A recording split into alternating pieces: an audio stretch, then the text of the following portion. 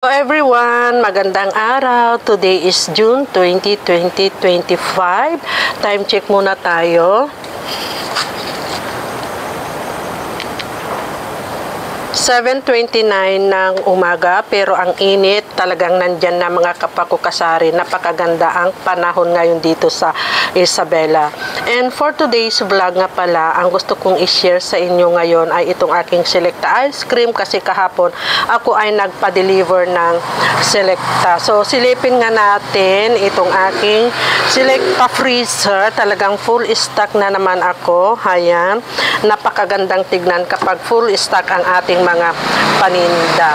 Ayan, napaka-fast moving ngayon ang ice cream mga kapakukasari, kasi alam naman natin na napakainit ang panahon. Ayan, talagang full stock. Ito yung mga fast moving sa akin. So ito, bago ito sa akin, itong waffle.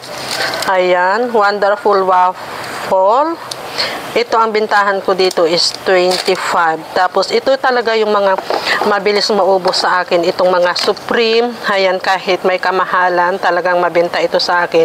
Bali, ang bintahan ko dito, itong 1.3 liters is 300. So ayan, talagang mapapawaw ka na lang, kasi napaka fast moving ang aking mga panindang ice cream ngayon. So bali, ang aking binayaran nga pala dito, ito yung aking resibo.